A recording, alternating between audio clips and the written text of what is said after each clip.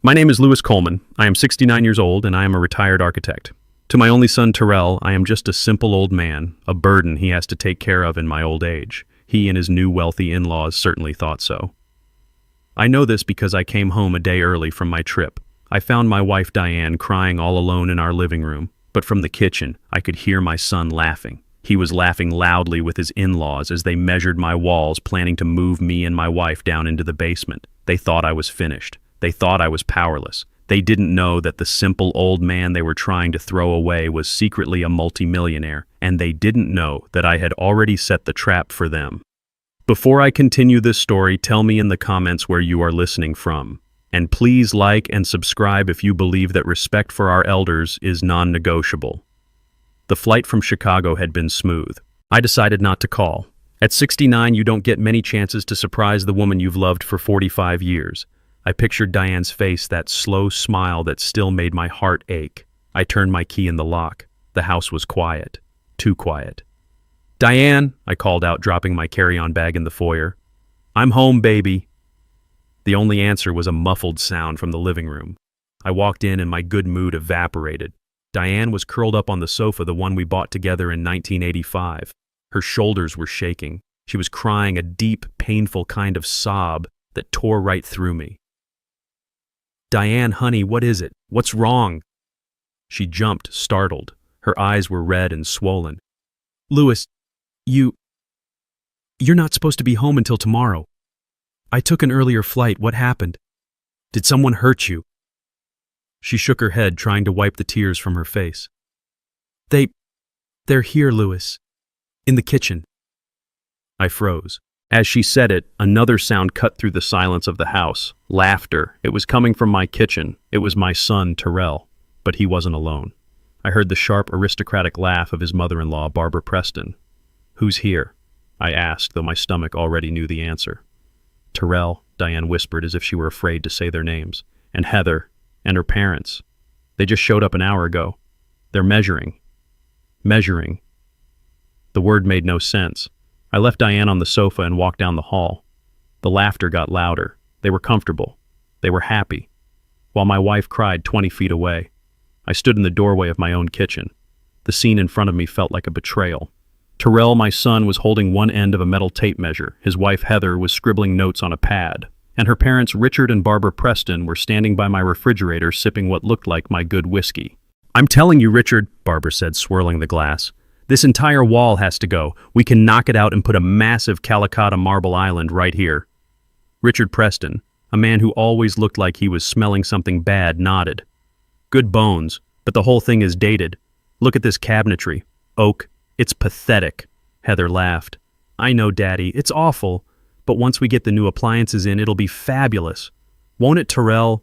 My son, my 38-year-old son, just nodded, his eyes shining with a greedy light I had never seen before. "It's going to be amazing, honey. Absolutely amazing." "Terrell." My voice cut through the air like a razor. Terrell dropped the tape measure. It clattered to the tile floor with a loud metallic crash. "Dad." He went pale. "Dad, what are you doing home? Your flight was tomorrow." "I live here," I said, my voice dangerously calm. "A better question is, what are you doing? And why is your mother crying in the living room?" The Prestons turned to look at me. There was no surprise in their eyes, no shame, just annoyance, as if I were a servant who had interrupted dinner. "Oh, Louis, you're back," Barbara said, taking a delicate sip of my whiskey. "Don't be so dramatic. Diane is just being emotional. We were just planning the remodel." "My remodel?" I asked. Heather stepped forward. She was a tall, thin woman who always dressed in sharp angles, and her personality matched. She put her hand on her hip. "Yes, Dad, we're telling you now. Terrell and I are moving in." I looked at Terrell. He wouldn't meet my eyes. He was staring at the floor like a child who'd been caught. "Moving in, of course," Heather said, as if I were slow. "Our apartment is lovely, but it's a rental. This house, well, it's going to be Terrell's anyway. We might as well start making it our own now. It's just practical." I couldn't speak. I looked at the cabinets Henry, my father, had helped me install. I looked at the floor tiles Diane and I had laid ourselves one weekend back in '92. Heather continued oblivious. We'll be taking the master bedroom, of course. It has the ensuite. She gestured vaguely toward the hall. You and Diane can move your things down to the guest room in the basement. It's perfectly comfortable, and honestly, at your age, you don't really need all that space, do you? It'll be much more convenient for everyone. The basement. They were going to move me to my own basement. I felt the blood drain from my face. I had designed this house. I had drawn the blueprints myself. I had hammered nails alongside the construction crew. This wasn't just a house, it was my life's work. And they were talking about it like it was a piece of furniture they could just move. Get out. The words were quiet, but they carried weight. Heather actually laughed. Excuse me, what did you say? I said. I repeated louder this time. Get out of my house. Richard Preston, who had been silent, stepped forward. He was a man used to authority, a man who ran a hedge fund and looked down on everyone else. Now see here, Lewis. Let's not be children. We are family, and we are discussing a practical solution for your situation. My situation. Your age, Barbara chimed in, setting her glass down. Your limited income. Terrell has been very open with us about his finances. We know how much he has to help you out every month. I felt like I'd been punched in the gut. Terrell helped me. I had never taken a dime from my son. Not one. We think it's admirable, Barbara continued, her voice dripping with false sympathy. But it's a burden. And now that he's married to Heather, we are his family too. We've decided to shoulder that burden. We're going to take over this house. We'll handle the bills. We'll handle the maintenance. And in return, Richard added, you and Diane get a safe place to live, downstairs. It's more than fair. I turned to my son. He was still staring at the floor. His silence was his confession. Terrell. He flinched. Look at me. Slowly his eyes met mine. They were filled with shame, guilt, and something ugly. Weakness. Your wife is crying. I said, my voice shaking with a rage so profound it scared me. These people who I have never invited into my home are drinking my liquor and dividing my house like spoils of war. Tell them to get out. Tell them Terrell, now. This was it. The moment of truth. The moment my son would stand up and be the man I raised him to be. Terrell looked at me. He looked at Heather. He looked at her wealthy, powerful parents. And then he broke. Dad, just listen, he pleaded. Just stop making a scene. You're embarrassing me. Embarrassing him. They're right, Dad. He said the words tumbling out in a desperate rush. This house is too much for you. We can help. You're not getting any younger. We worry about you and Mom all the time. This is the best way. The best way, I whispered.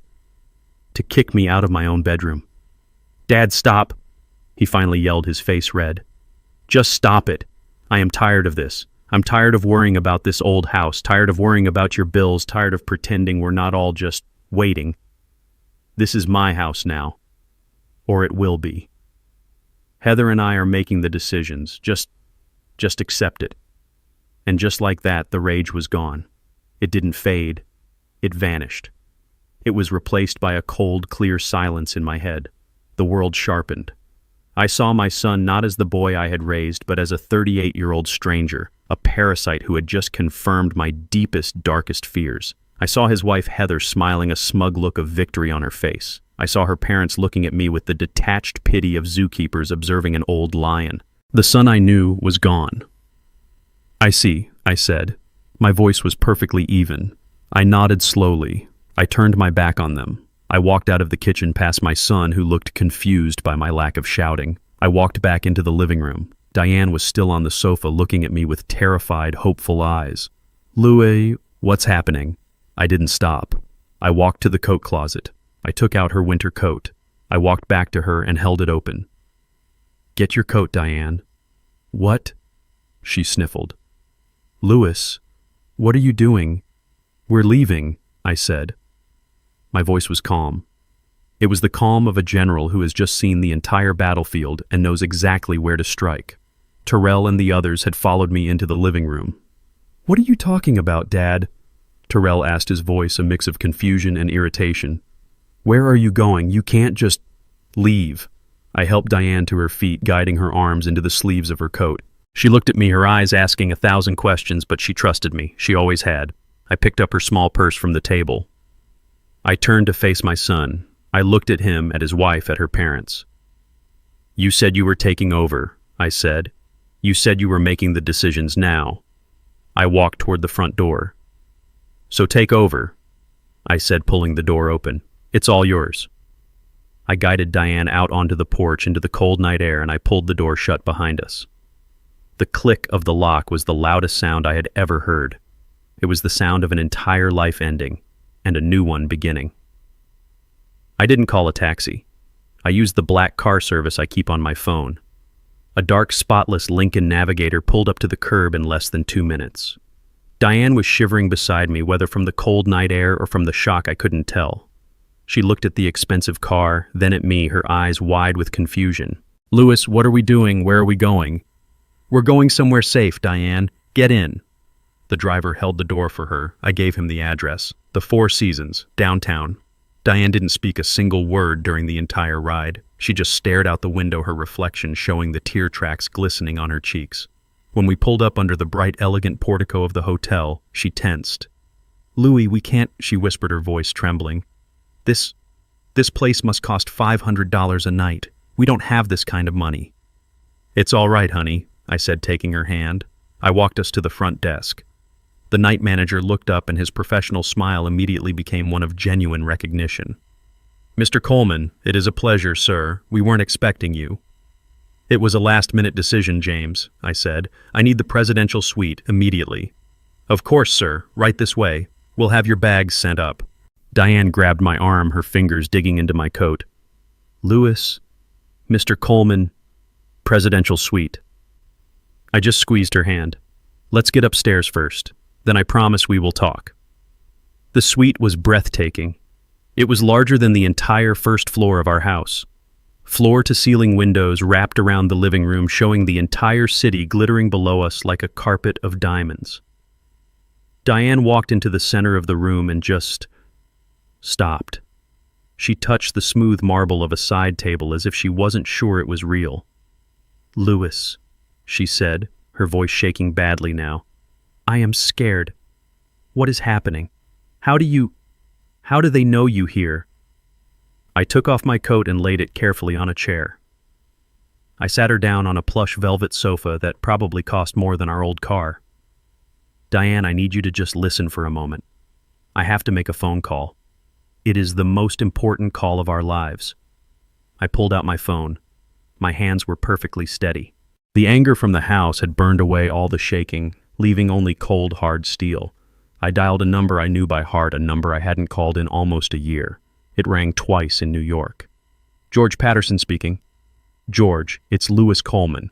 There was a sharp intake of breath on the other end of the line. "Louis, it's 3 a.m. here. This must be... Is it... "It's time, George," I said.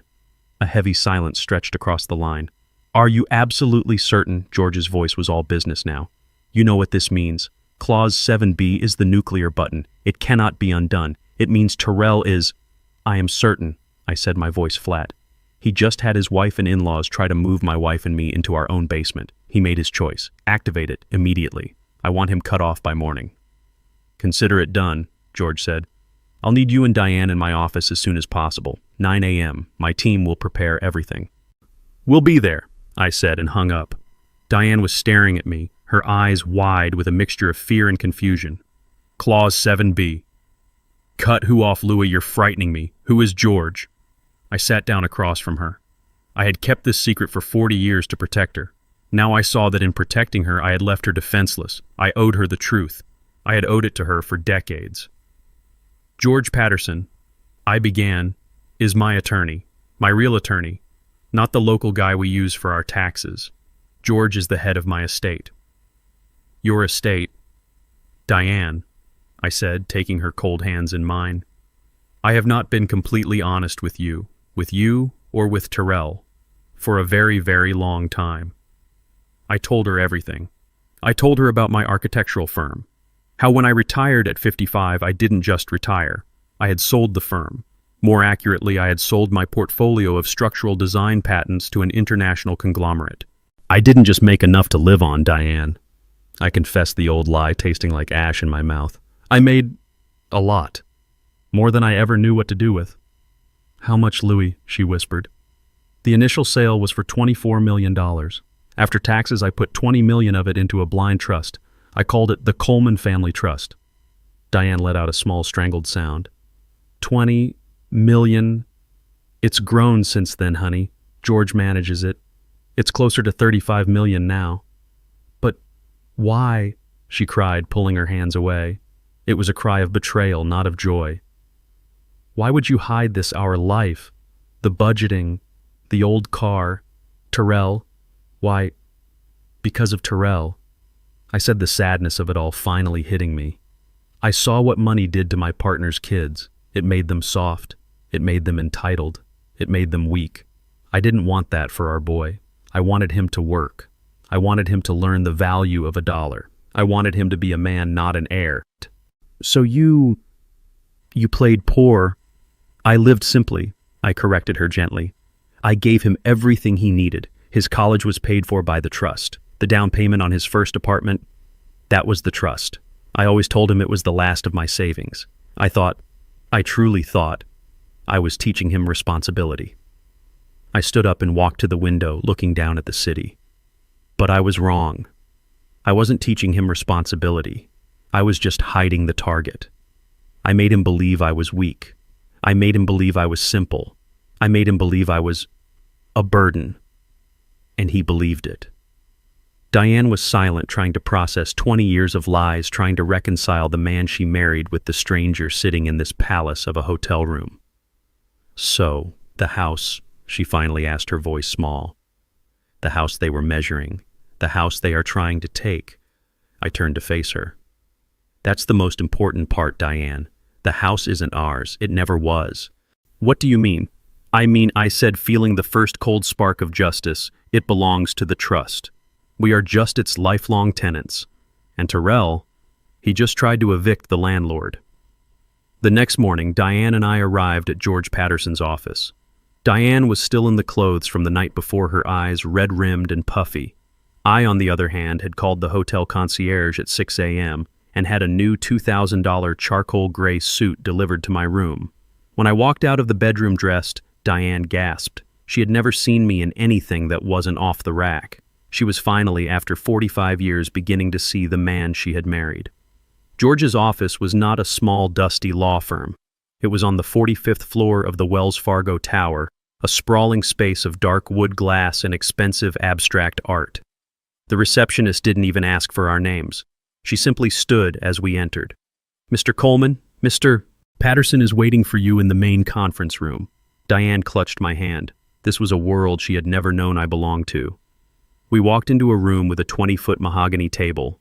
George stood at the far end overlooking the entire city. He wasn't just the friendly voice on the phone. Dressed in a sharp pinstripe suit, he radiated an aura of absolute power. Good morning, Louis. Diane, George said, gesturing to the chairs. I apologize for the circumstances, but I am glad you are finally here. We have a lot to cover and very little time. George, what's going on? Diane asked, her voice quiet. Louis told me about the trust, but why did Terrell act like that? It's not just the house, is it? No, Diane. It's not, George said grimly. He slid a thick spiral-bound report across the table to me. I took the liberty of activating my investigators the moment Louis mentioned the possibility of activating Clause 7B. What you saw last night was not just disrespect. It was desperation, pure and simple. I opened the report. The first page was a summary of my son's finances. I felt the blood drain from my face. My God, I whispered. What is it, Louis? Diane asked, leaning over. I couldn't speak. I just turned the report so she could see the final number at the bottom of the page. What is $750,000, she asked. That George said is the amount of debt your son, Terrell, and his wife, Heather, are currently in. But that's impossible, Diane protested. Terrell has a wonderful job. He's a marketing director. He makes good money. He told us he makes $150,000 a year, George interrupted. Which is a respectable salary. The problem is his wife Heather spends $300,000 a year. He clicked a remote. The large screen on the wall lit up. It was a spreadsheet. Credit card statements, Neiman Marcus, Saks Fifth Avenue, a lease payment for a new Maserati that Heather was driving, mortgage payments on a condo they couldn't afford. They are living a lie, Diane, I said, the pieces clicking into place. A complete suffocating lie. But the Prestons, Diane said. Heather's parents. They're rich. Surely they're helping. That's the worst part, George said, clicking to the next slide. The Prestons are rich, yes, but they are also frugal, with their own money. They believe in appearances, but not in handouts. They expect Terrell as the husband to provide that lifestyle. Terrell, in an attempt to keep up with their expectations, has been drowning. He's taken out personal loans. He's maxed out 22 separate credit cards. He is, to put it plainly, about to lose everything. I looked at the numbers at the trips to Aspen, the jewelry purchases. This is why they were measuring my kitchen, I said. They need the money from my house. They need it now. It's worse than that, Louis, George said. His voice dropped and the room felt suddenly colder. What they did yesterday, that was not Plan A, that was Plan B. Plan A, Diane whispered. George looked at me. Louis. I didn't want to tell you this unless it became necessary, but 3 months ago I received a call from the executive manager at the bank that handles the Coleman Trust. He clicked to a new document. It was a scanned copy of an email. 3 months ago, Terrell Coleman and his father-in-law, Richard Preston, scheduled a private meeting with the bank. They brought a lawyer of their own. They petitioned the bank to have the control of the trust's assets frozen. I stood up from my chair. They did what? They attempted to have you, Louis, legally declared mentally incompetent. Diane let out a small, horrified gasp. They presented a file, George continued, full of anecdotal evidence. How you forget things. How you live beneath your means, which they cited as a sign of senile hoarding. How you refuse to manage your own finances, letting them fall into disarray. But we live simply, Diane protested. That was our choice. It was a choice they tried to weaponize against you, George said. They argued that Louis's refusal to live a life of luxury was proof that he was no longer sound of mind. They wanted the bank to grant Terrell emergency signatory power over the trust to protect his father's assets. They wanted the $35 million. I stated, the ice in my veins spreading. They wanted it all, George confirmed. And the bank, of course, laughed them out of the room. The trust is ironclad. It's designed to prevent exactly this.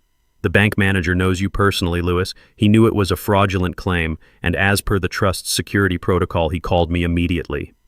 I sat back down, the weight of the betrayal crushing me. This wasn't just a greedy son wanting a bigger house. This was a cold, calculated, premeditated conspiracy. My son had tried to have me locked away, to have my mind legally erased so he could steal his inheritance. So, yesterday, Diane said, connecting the final piece.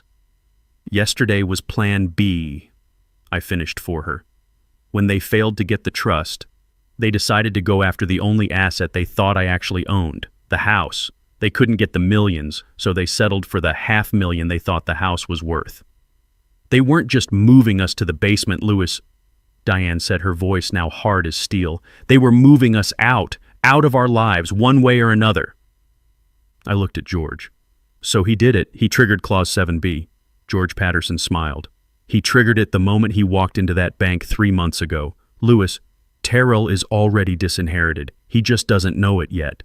Diane's hands were shaking, but not from fear anymore. It was rage, a pure, cold rage I had never seen in her.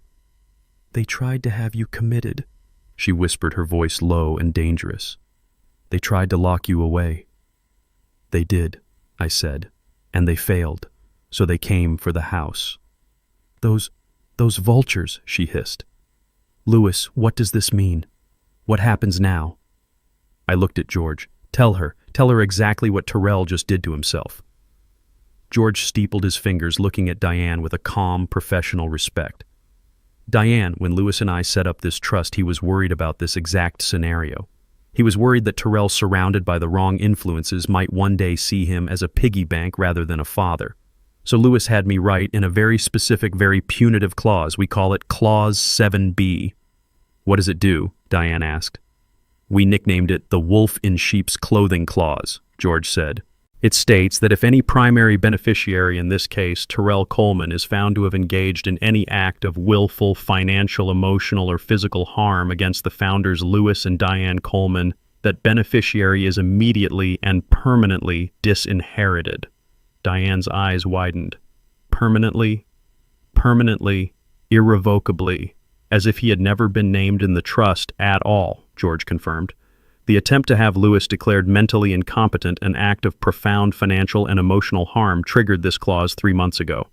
And yesterday, he added, their hostile attempt to take your home and banish you to the basement was the final undeniable nail in his coffin. As of this moment, Terrell Coleman has no legal claim to a single penny of the $35 million Coleman family trust. The words hung in the air. $35 million. Lost. Diane processed this. So, what happens to the money? To the house? Where does it all go? It goes, George said, to the contingent beneficiary, the person Louis designated to inherit everything in the event of Terrell's disqualification. I smiled. Monique. Monique, Diane said, surprised. Your sister's girl. My sister's daughter, I affirmed.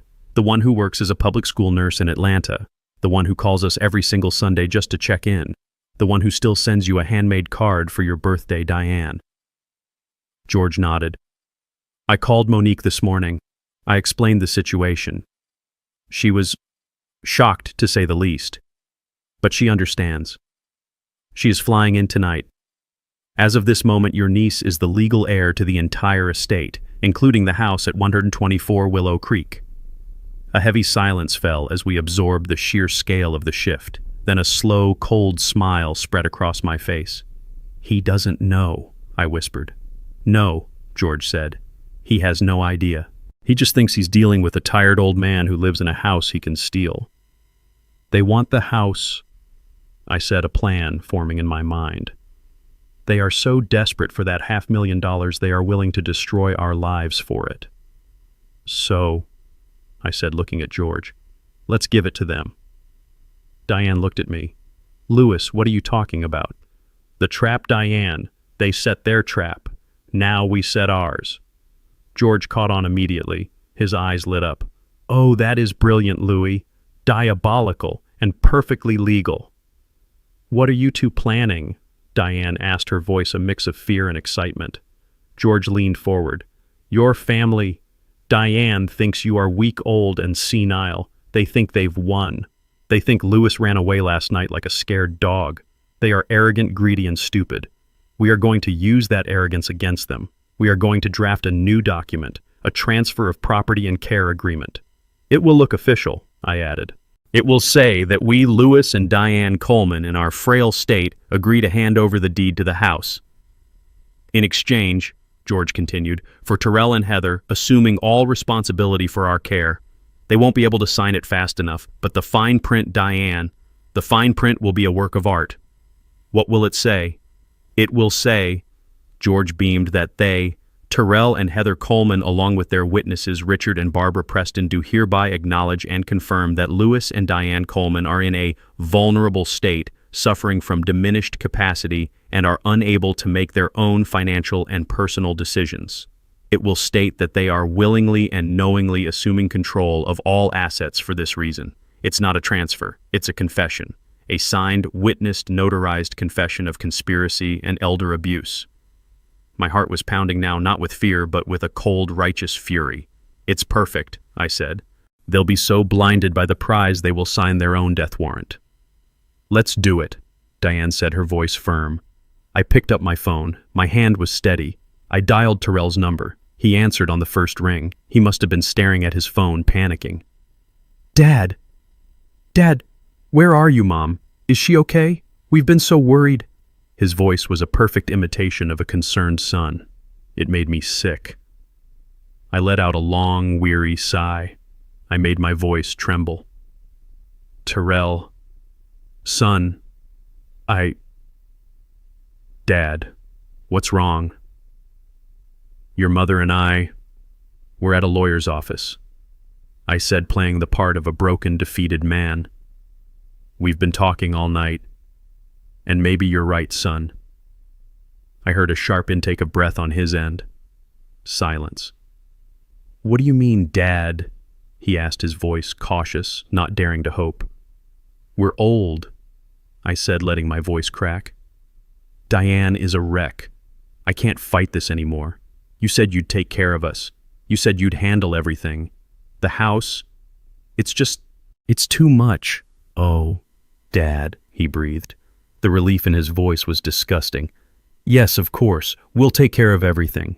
You're doing the right thing, I promise. Good, I said. Then, I need you to come down to the lawyer's office, George Patterson, in the Wells Fargo Tower. I want to sign the house over to you, officially. Let's just get this over with. There was a pause. I could almost hear the gears turning in his head, the greed overwhelming any tiny speck of caution. You're serious, he whispered. You'll sign the house over today. Yes, I said. 2 p.m. Bring Heather, and bring her parents. They seem to be involved. I want everyone here as witnesses, so it's all legal. Yes, Dad, absolutely. His voice was bright, triumphant. We'll be there 2 p.m. Don't you worry about a thing. We'll take care of you from now on. I know you will, son, I said. I know you will. I hung up the phone. I looked at Diane, her face pale but resolute. I looked at George, who was already dictating the terms of the agreement to his assistant. He's hooked, I said. George smiled. The trap is set. At precisely 2 o'clock in the afternoon, the heavy glass doors of the conference room swung open. My son Terrell and his wife Heather entered first. They were followed closely by her parents Richard and Barbara Preston. They were not the same people from the night before. They had gone home showered and dressed for what they clearly believed was their coronation day. Terrell wore his most expensive-looking suit, a navy blue one I'm sure was bought on credit. Heather was in a bright white pantsuit looking like a triumphant CEO about to close a major deal. Barbara Preston was dripping in gold jewelry, her smile sharp and predatory. Richard just looked smug, as if he had personally orchestrated this entire victory. Dad, Terrell said, walking over and placing a hand on my shoulder. His hand felt heavy, proprietary. I'm so glad you're seeing reason. This is for the best, for everyone. Heather glided over to Diane. Mother Diane, she said, her voice dripping with fake honey. You look so tired, poor thing. Don't you worry. From now on, we'll handle everything. You won't have to lift a finger. You won't regret this. Let's get this over with, Richard Preston announced, pulling out a chair at the head of the table as if he owned the place. We have celebratory dinner reservations at 7. George Patterson, ever the professional, gestured for them to sit. Thank you all for coming on such short notice. As Mr. Coleman expressed to his son, he and Mrs. Coleman have had a long night of discussion and have come to a significant decision. He slid 4 thick, professionally bound documents across the polished mahogany table. This, George said, is the care and property transfer agreement. It's a comprehensive document. Heather's eyes were practically glued to the cover sheet. She was vibrating with impatience. Let me summarize the key points. George continued, his voice a calm, legal monotone. The agreement states that Mr. and Mrs. Lewis Coleman, the founders, agree to transfer the full deed and title of the property at 124 Willow Creek to Mr. and Mrs. Terrell Coleman. Heather let out a small, sharp sigh of relief. In exchange, George went on, Mr. and Mrs. Terrell Coleman agree to provide comprehensive lifetime care for the founders. This includes, but is not limited to, housing, medical supervision, and all financial management. Yes, absolutely, we agree, Heather said, reaching for the pen in the center of the table. 100%. Where do we sign? George held up a hand. Patience, Mrs. Coleman. We must do this by the book. There are several signature pages. He turned to Richard and Barbara. And since you, Mr. and Mrs. Preston, were present during the initial family discussion last night and are here today, we would be grateful if you would sign as official witnesses to this agreement. Witnesses, of course, Richard said, puffing out his chest. Excellent, George said. Your signatures will be on page 8. It's just a standard witness attestation. It verifies that you are present, that you are party to this agreement, and that you can attest to the founder's state of mind. Their state of mind? Barbara asked, her smile tightening. Yes, George said smoothly, flipping through the pages. Right here. By signing, you attest that you have personally observed and agree that Louis and Diane Coleman are now in a state requiring dedicated supervision and are making this decision based on their acknowledged inability to manage their own affairs. Richard and Barbara looked at each other and smiled. They thought this was brilliant. They thought this legally cemented their argument that we were senile. Of course, Richard said, nodding. We are happy to attest to that. We've been saying it for months. They are clearly in need of supervision. Wonderful, George said. Then please let's begin. He passed the first copy to Heather. She didn't even open it. She flipped directly to the last page and signed her name with a flourish. Tyrell followed his signature, messier, more nervous, but just as fast. They didn't read a single word. They didn't read the clauses confirming their acknowledgement of our diminished capacity. They didn't read the fine print detailing their willingness to assume control. They just signed. Then George passed the next two copies to Richard and Barbara. They too flipped to page 8 and proudly signed their names as witnesses legally attesting to our incompetence. Finally, George slid the last copy to me and Diane. I looked at Diane. Her hand was steady. She picked up the heavy, expensive pen. She signed her name. Then I signed mine. George gathered all 4 copies, stacking them neatly. Well, he said, tapping them on the table, that seems to be everything. Heather stood up, beaming. She clapped her hands together once. Perfect. Well, that's that. Tyrell, darling, we need to call the contractors. They can start on the master bedroom tomorrow. She turned to me. Dad, Mom, we'll help you start packing your things for the basement as soon as we get home. It will be so much cozier for you down there. Tyrell looked relieved, as if the weight of the world, or at least $750,000 of it, had been lifted from his shoulders. I let the silence hang for a moment. I watched them bask in their victory. I saw the greed, the relief, the sheer, unadulterated arrogance. I let them enjoy it for a full 10 seconds. Then I looked at George. He nodded.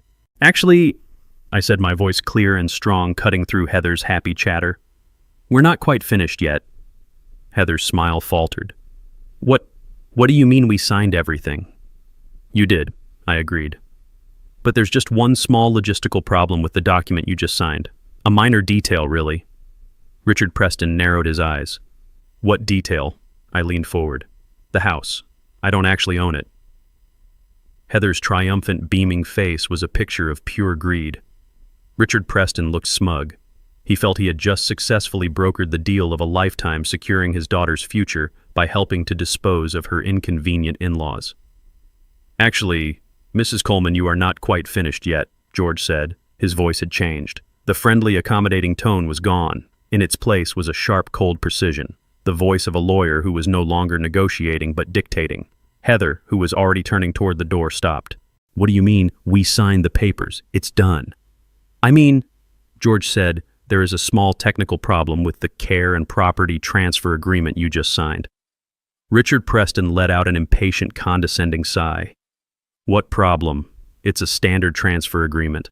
I'm a lawyer myself, Patterson, or at least I was. I know how these things work. Do you now? George asked, raising an eyebrow. Yes, Richard said dismissively. We checked the county records before we even came here. The property at 124 Willow Creek is registered to Louis Coleman. He just signed his rights over. It's finished. Let's go. George Patterson smiled. It was not a nice smile. It was the smile of a hunter who had just watched the wolf walk right into a steel trap. That's where you are fundamentally wrong, Mr. Preston. You checked the public records. But you didn't, or rather couldn't, check the trust records. You see, Mr. Coleman's name is indeed on that deed, but it's listed only as the trust manager. The air in the room crackled. Tyrell, who had been looking relieved, now looked confused. What are you talking about? What trust? The actual legal and indisputable owner of that property, George continued, and has been for the past 20 years, is the Coleman Family Trust. The what? Heather's voice was a high-pitched squeak. The Coleman Family Trust, I said, speaking up for the first time since they had entered. My trust. The one I established in 2005, right after I sold my company. Tyrell looked at me, his face a mask of total blank confusion. You have a trust? What? Like a small bank account for retirement? No, son. I said, leaning forward. Not like a small bank account, like all the bank accounts. Barbara Preston let out a short, ugly laugh. A trust. Don't be ridiculous. You live in that sad little house. You drive that 10-year-old car. You're just a retired architect. What could you possibly have in a trust? A few $1,000s, this is a pathetic waste of our time. I looked at Barbara. I let her arrogance, her complete and total misjudgment hang in the air. I let her feel superior for one last glorious second. George, I asked, my voice calm, what is the current valuation of the Coleman Family Trust? George looked down at a different folder, a thick one they had not seen before.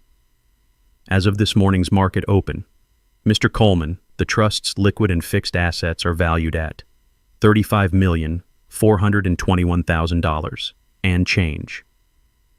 The silence that followed was so profound I could hear the faint hum of the air conditioning. I could hear Diane let out a shaky breath beside me. She knew, but hearing the number said out loud in this room was still a shock. Terrell just stared at me. His mouth opened, then closed. No sound came out. Richard Preston's smug, fleshy face dissolved. He looked like he had been physically struck. 35 million. But the most beautiful reaction, the one I will treasure, was Heather's. Her face went through a rapid, spastic series of emotions. First complete confusion, then total disbelief, then a wild, ecstatic, all-consuming joy. Her eyes lit up like a Christmas tree. 35 million, she breathed, looking at Terrell, her voice trembling. Baby, we're rich. She actually started to laugh, a high-pitched, hysterical sound that was half sob. He has $35 million. Oh my God, Terrell, we're rich. She launched herself at Terrell, who was still paralyzed, throwing her arms around his neck. We're rich. We don't need the stupid house. Who cares about the house? We get the trust. She pulled away from him and turned to me, her entire demeanor changing in an instant. The fake honey was gone, replaced by a frantic, desperate, clawing adoration. Dad! Oh, Dad, I mean Louis. I knew it. I always knew you were special. I always told Terrell your father is such a dignified man, so wise. Stop. My voice was cold. It cut through her hysterical rambling and stopped her mid-sentence. What? She asked, her smile faltering. You're not rich, I said. He's not rich. You get nothing. She froze.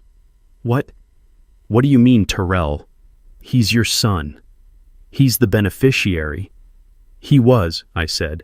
But the agreement... Heather stammered, pointing frantically at the documents on the table. We signed. We have a deal.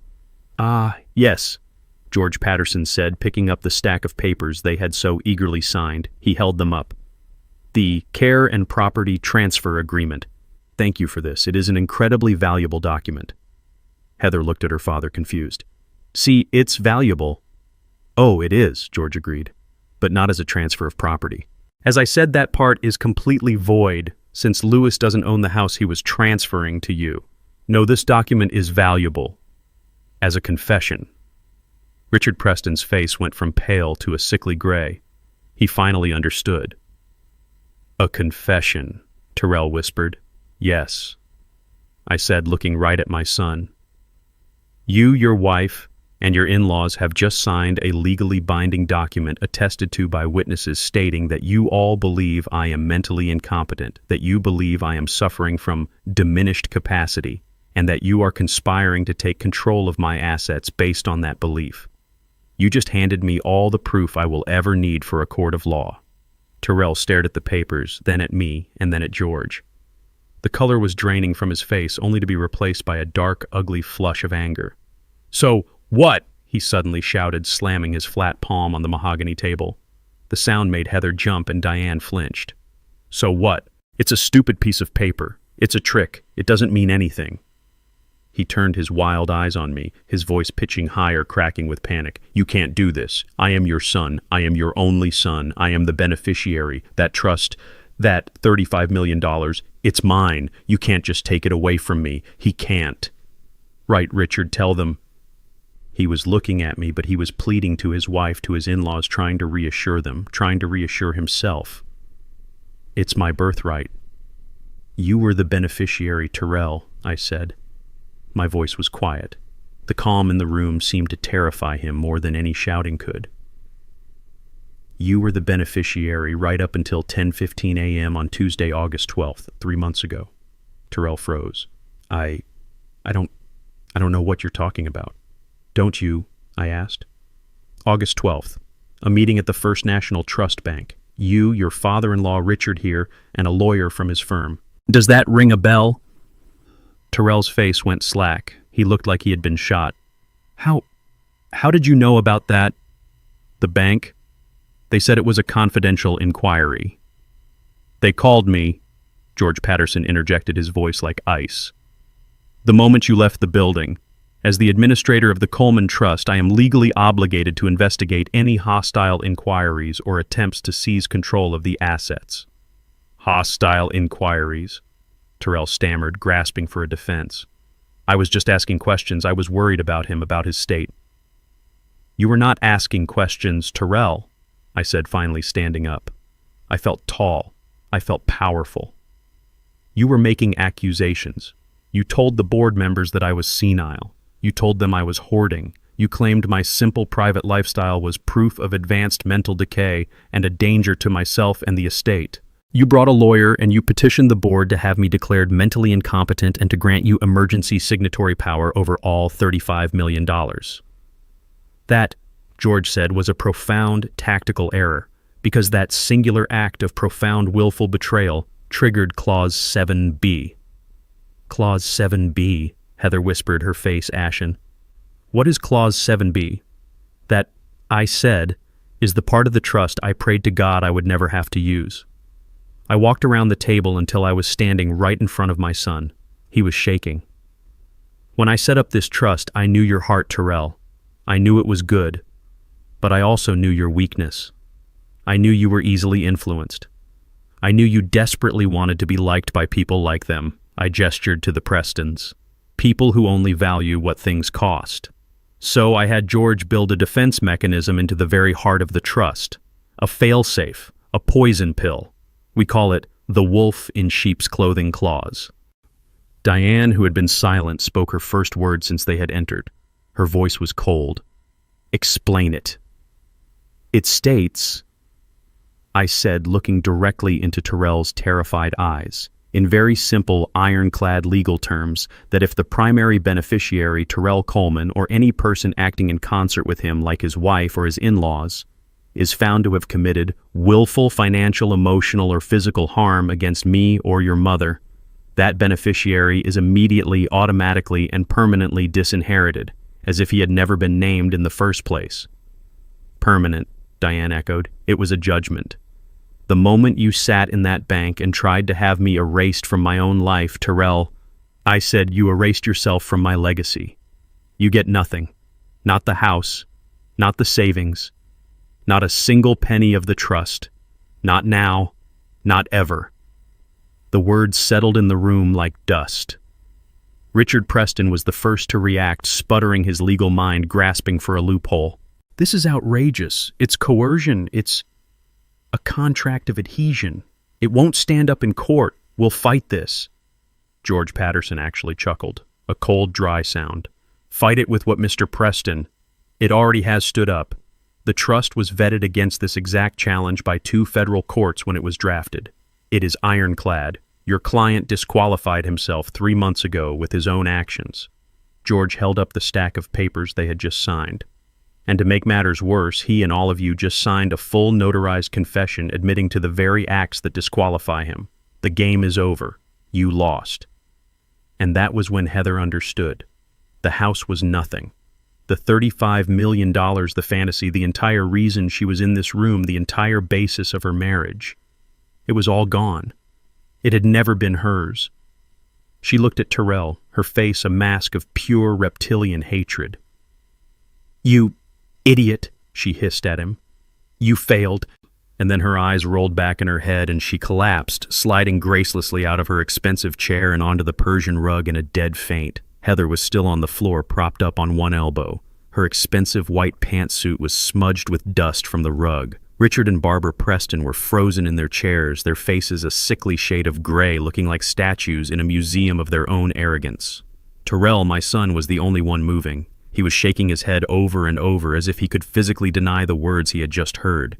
He ignored his fainted wife. He ignored his stunned in-laws. He only looked at me, his eyes wide with a desperate childish panic. "No," he whispered. "No. If not me, then who?" His voice cracked. "Who gets it? Who gets the house? Who gets everything? It doesn't just disappear, does it?" He looked around the room as if the $35 million was a physical object, a trophy that had been promised to him, and he was terrified it had just vanished. I didn't answer him. I didn't have to. I simply turned my head and nodded to George. "George, I believe our other guest is waiting. Would you please ask her to join us?" George pressed a small button on the conference room intercom. "You can come in now, Monique." The side door, the one leading to George's private office, opened. A young woman walked in. She was about 30 years old, wearing simple blue nurse's scrubs. Her hair was pulled back in a practical ponytail, and her face was kind but etched with a deep sadness. It was my niece, Monique, my sister's daughter. Terrell's head snapped toward her. His confusion instantly curdled into a new, raw, burning rage. "Monique, what the hell are you doing here? This is a private family meeting. Get out." On the floor, Heather had managed to sit up. Her hair was a mess and her makeup was starting to run. She saw Monique and her face twisted in contempt. "The nurse. What is she doing here? Is she here to check on our blood pressure? Get her out." Monique stopped a few feet from the table. She looked at Terrell, not with anger, but with a profound, steely pity. "Hello, Terrell. I'm here because Uncle Louis and Aunt Diane asked me to be." "She is here," George Patterson said, his voice cutting through the tension, "as the contingent beneficiary of the Coleman Family Trust." Terrell just stared. The what?" "As of 9 a.m. this morning," George continued, "upon your legal and permanent disqualification under Clause 7B, the status of primary beneficiary was dissolved. As per the Trust's bylaws, all assets, rights, and titles transfer immediately to the contingent beneficiary. In this case, Ms. Monique Johnson." George looked at Monique and nodded. "As of 9 a.m. this morning, Monique is the sole heir to the entire $35 million estate." The silence in the room was absolute. Heather, still on the floor, made a small choking sound. Richard Preston looked like he was having a heart attack. Terrell just shook his head, a wild, broken laugh escaping his lips. "Her? You're giving it all to her, a part-time nurse from Atlanta. This is a joke. This is the sickest joke I have ever heard." "It is not a joke, Terrell," Monique said. Her voice was quiet, but it filled the room. She stepped forward and placed a single crisp legal document on the table directly in front of him. It landed with a soft, final thud. "What is this?" Terrell whispered, afraid to touch it. "As the new legal administrator for the trust," Monique said, "which as you now know is the sole owner of the property at 124 Willow Creek, this is a formal legal notice of eviction." Heather scrambled to her feet, her white suit now rumpled and pathetic. "Eviction you can't evict us. That's our house."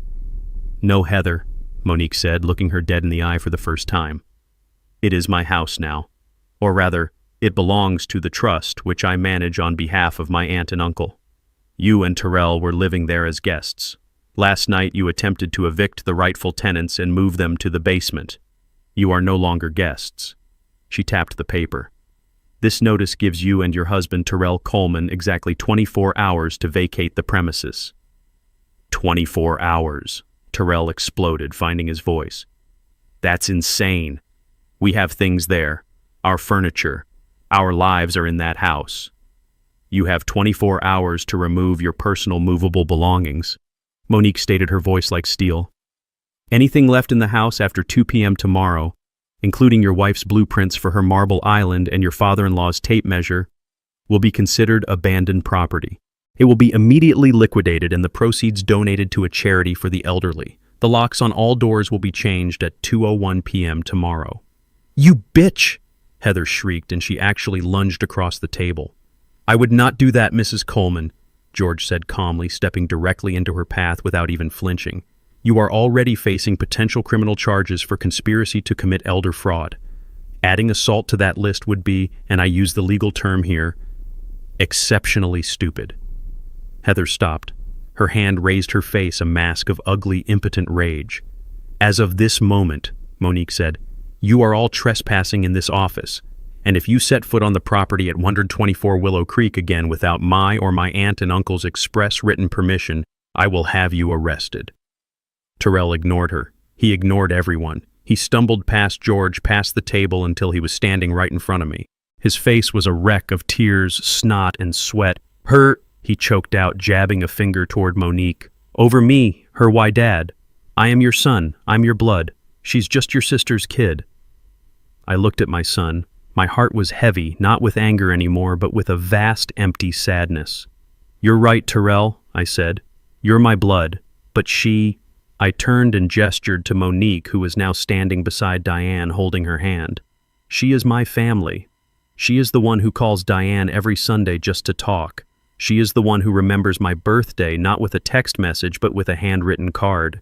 She is the one who, when Diane had her knee surgery 2 years ago, flew in on her own dime and sat by her hospital bed for 3 days, sleeping in a chair without asking for a single thing in return. You are my son, Terrell. But she is my family." I looked him in the eye. You are just a disappointment." Richard Preston, his face a mask of purple rage, finally understood that the game was over. He was a man who detested losing, and he had just been checkmated in front of his entire family. He grabbed his wife Barbara by the arm, pulling her roughly to her feet. This is preposterous," he sputtered, yanking his suit jacket straight. "A complete farce. We will not stay here to be insulted by this nurse and a senile old man who thinks he's a king." "He's right," Barbara chimed in frantically, brushing imaginary dust from her expensive silk blouse. "We are leaving. Terrell, Heather, get your things. We don't need this charity. We have our own money. We certainly don't need his $35 million. They moved toward the door, a pathetic attempt to regain control to make it seem as if they were rejecting us and not the other way around. Heather, seeing her parents bluster, began to rally. She grabbed Terrell's arm. "Let's go, Terrell. We'll fight this. We'll sue them. We don't need them." "Oh, but I'm afraid you do, Mr. Preston." George's voice, smooth as glass, cut them off. They stopped, their hands just inches from the brass doorknob. "Excuse me," Richard sneered, turning slowly. "I said," George repeated, "I'm afraid you do need them, or rather you needed his money. Please sit back down. We haven't finished the presentation." "We have nothing more to discuss," Richard growled. "On the contrary," George replied, pressing a button on the small remote in his hand. The large projector screen that had been recessed in the ceiling hummed to life, descending silently.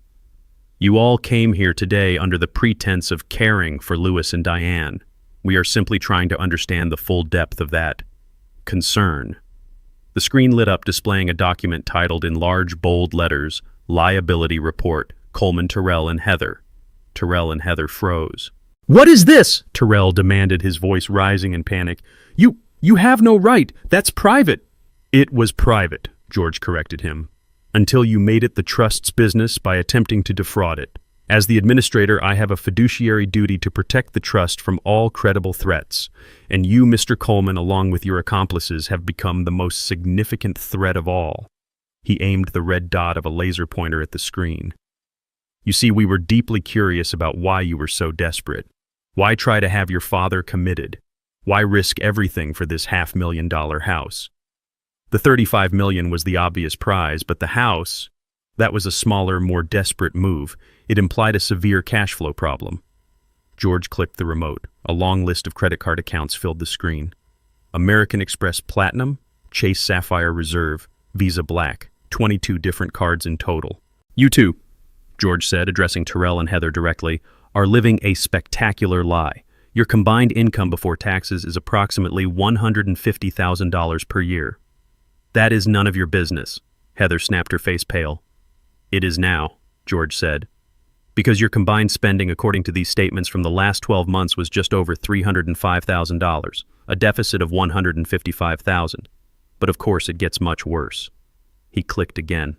A new slide showed personal loans, payday advances, and applications for a second mortgage on their condo. "Add it all together," George said, his voice echoing in the silent room. "Your current unsecured high-interest debt totals $754,212.90. "What?" The voice was not Terrell's. It was Heather's. She turned to her husband, her face bone-white with a dawning, sickening horror. 700,000, she whispered, her voice barely audible. Terrell couldn't look at her.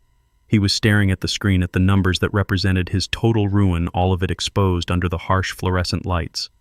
You told me it was 200, she shrieked, her voice cracking. You told me it was a single bad business loan. You lied to me. Terrell finally looked at her, his face crumbling. I was going to fix it. I just needed one big win. You thought what? Heather screamed, tears of rage now streaming down her face. You thought you'd steal my father-in-law's house to pay for your... What is this? This? George said helpfully, clicking to the next slide, is a detailed transaction history from 6 different offshore online sports betting sites. It appears, Mr. Coleman, that the vast majority of this debt isn't from buying your wife expensive bags. It's from gambling. You've gambled away nearly $500,000 you never had. Heather looked like she was going to be physically ill. She backed away from Terrell as if he were contaminated. Richard Preston, however, looked almost relieved. He saw an opening to distance himself. A gambler, he said, his voice dripping with theatrical disgust. My God, Barbara, can you believe it? This con artist married our daughter. He played us all, Barbara agreed, clutching at her pearls. He was going to drag our poor Heather down with him, the liar. Ah, but that's not entirely true, is it? George said, his voice dangerously soft. Richard and Barbara froze. What do you mean? Richard asked. George clicked the remote. The screen changed. Now it read, Preston, Richard, and Barbara, financial inquiry. What is this? Barbara stammered, her fake indignation vanishing. You have no right to our finances. Again, I do, George said. The moment you signed that document as witnesses to a fraudulent act, you legally made yourselves accomplices in this conspiracy. I had to know why a supposedly wealthy man like you, Richard, would risk his entire reputation on such a flimsy, illegal scheme. Unless, of course, you were just as desperate as your son-in-law. The screen lit up with new data. It seems your boutique hedge fund, Mr. Preston, isn't doing so well. In fact, it's been under active investigation by the SEC for serious capital irregularities for the last 6 months. Richard Preston stopped breathing. My investigators found that you have been borrowing heavily from your clients' trust accounts to cover your own catastrophic market losses, George said. You're not just broke, Richard, you're insolvent, and you are about to be indicted. You monster! Barbara shrieked, turning on her husband. You told me the business was fine. You said you were a genius. And you, Richard roared back, his face purple, you told me your mother gave you that money.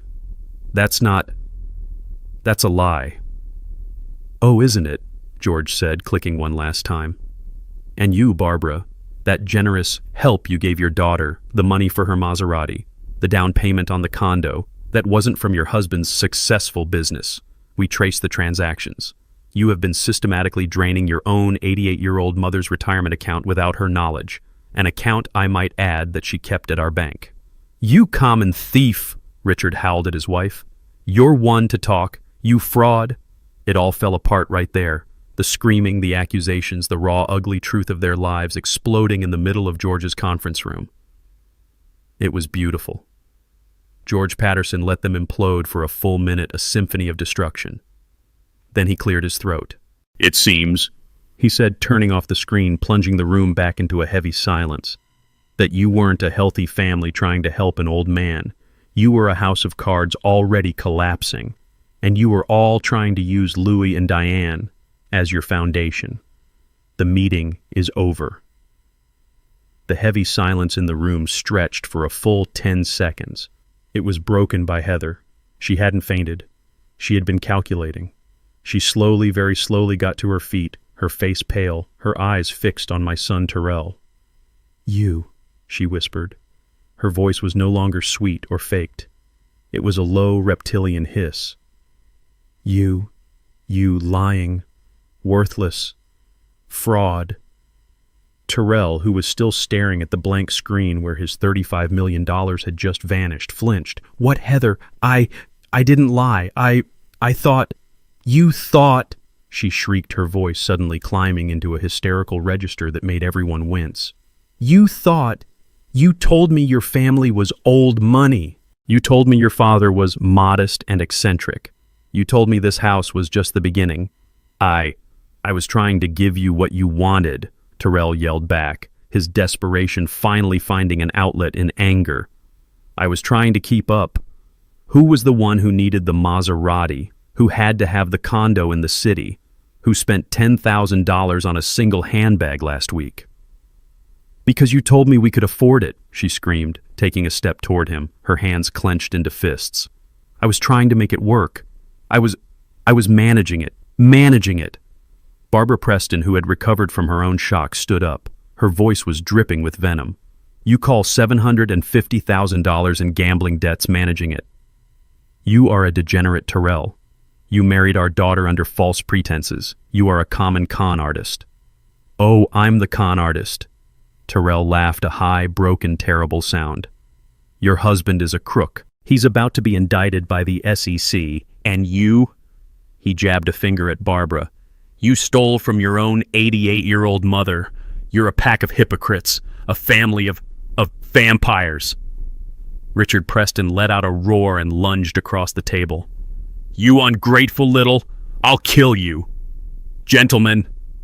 George Patterson's voice was not loud, but it cut through the chaos like a whip. He stood between Richard and Terrell. That is enough. The room fell silent again, the air vibrating with raw hatred. This, George said, gesturing to the four of them with complete disgust, is a place of business. It is my office. You will not turn it into a whatever this is. The meeting, as I stated before, is over. The trust is secure. The documents are signed. Now I must insist that you take your family disputes elsewhere, immediately. Heather wasn't looking at her parents. She wasn't looking at George. She was just staring at Terrell, and I could see the final cold calculations clicking into place behind her eyes. This wasn't just anger anymore. It was grief. But she wasn't grieving the man. She was grieving the money. So that's it. Terrell whispered, his voice hollow. He saw it too. It was always just the money. Heather, busy gathering her expensive purse, ignored him. You never loved me, Terrell said a little louder. You loved this. He gestured around the opulent office. You loved the idea of this, the $35 million. Heather finally stopped. She turned to face him. Her face was cold, composed, and stripped of all emotion, all the fake love, all the honeyed words. Well, he was rich, she said, her voice flat. And you were too stupid to even inherit it correctly. You couldn't even manage that one simple thing right. That was the bullet. I watched my son absorb it. I saw the last spark of the weak, desperate boy who had tried so hard to please her just die. He straightened up. He looked at her, truly looked at her as if for the very first time. You are a monster, he whispered. Heather just laughed, a short, ugly, humorless bark. No, Terrell, I'm just practical. And you turned out to be a very, very bad investment. She turned to her parents. Let's go. I need a drink. I need to call my lawyer. Wait, Terrell said. She turned back, her face a mask of irritation. What now? Are you going to beg? It won't work. Terrell slowly, deliberately held up his left hand. You forgot this. He twisted the simple gold wedding band off his finger. It was my own father's ring, the one I had given him when he told me he was getting married. He looked at it, then threw it on the polished floor. It skittered across the mahogany and came to rest right at her designer shoes. I'm divorcing you, he said. Heather looked down at the ring. Then she looked back at him. She laughed again, that same horrible, brittle laugh. Divorce me. You can't afford to divorce me, you fool. I'll take... Wait. She stopped. The final, terrible realization hit her. There's nothing to take. Exactly, I said from my chair. Heather's face crumpled. The last shred of her composure shattered into pure, unadulterated fury. She ripped the massive, glittering diamond ring, the one he had bought her with a fraudulent loan, off her own finger. Fine, she screamed. You want it? Have it. She didn't throw it on the floor. She threw it directly at his face. Terrell ducked, and the ring, worth a fortune he never had, hit the glass conference room wall behind him with a sharp tink. I would rather go home and live with my criminal parents. She spat, her voice thick with venom. Than spend one more second breathing the same air as a broke, pathetic failure like you. She grabbed Barbara's arm. Let's go. I'm calling my lawyer. I want an annulment. Barbara, looking completely defeated and 10 years older, let her daughter pull her from the room. Richard Preston was the last to leave. He didn't look at his wife or daughter. He stopped at the door, turned, and looked right at me. His eyes were cold, dead, and full of a hatred that was almost tangible. You, he growled, his voice low, you enjoyed this. You planned this whole thing, this entire humiliation. No, Richard, I said, meeting his gaze. I didn't plan. I just lived my life quietly. You planned. You conspired. You were the ones who were arrogant. I just had a better emergency exit. He stared at me for a long, terrible moment, the promise of future battles hanging in the air between us. Then he turned and followed his family out of the office, pulling the heavy door shut behind him. The sound of the latch clicking into place echoed in the sudden, profound silence. The heavy glass door clicked shut, and the room was plunged into a sudden, thick silence. The echoes of Heather's screaming and Richard's threats seemed to be sucked out of the room, leaving a vacuum. They were all gone. The Prestons with their fake wealth and real cruelty. Heather with her venom and her ambition. They had vanished like a bad dream. The only one left was Terrell. He hadn't left. He couldn't. He was a heap on the floor by the conference room door, a 38-year-old man in a rumpled suit sobbing into his hands. He was a man who had just lost his wife, his in-laws, his house, and a $35 million fortune, all in the span of 15 minutes. He was completely, utterly, and finally alone. Diane let out a long, shaky breath and sat down heavily in her chair. Monique, my niece, moved quietly to stand behind her, placing a comforting hand on her shoulder. George Patterson. My lawyer showed no emotion at all. He walked calmly back to the head of the table. He picked up the signed 10-page care and property transfer agreement, the confession, and tapped it neatly against the table. He placed it carefully into a new unmarked folder. Terrell didn't move. He just knelt on the expensive rug, his shoulders shaking with these awful, gasping, choked sobs. They were the sounds of a child who finally understands far too late that he is in terrible, irreversible trouble. I wanted to feel something, pity, anger, anything, but I just felt empty. I felt a vast, aching sadness for the boy I had raised and the man he had failed to become. I let him cry for a long, heavy minute. He needed to feel the absolute bottom of the pit he had dug for himself. Finally, George cleared his throat. Mr. Coleman. Terrell flinched at the formal name. He slowly, painfully pushed himself up from the floor. His face was a wreck, red and swollen, his suit stained with his own tears. He looked at George, his eyes wild with terror. Please, Terrell whispered. His voice was hoarse. Just let me go. I'll leave. I'll go to a motel. I won't bother you again. I have nothing. It's over. George Patterson stared at him, his face impassive. You are mistaken, Mr. Coleman. You still have a great many things. Terrell looked confused. What? You have criminal liabilities, George stated.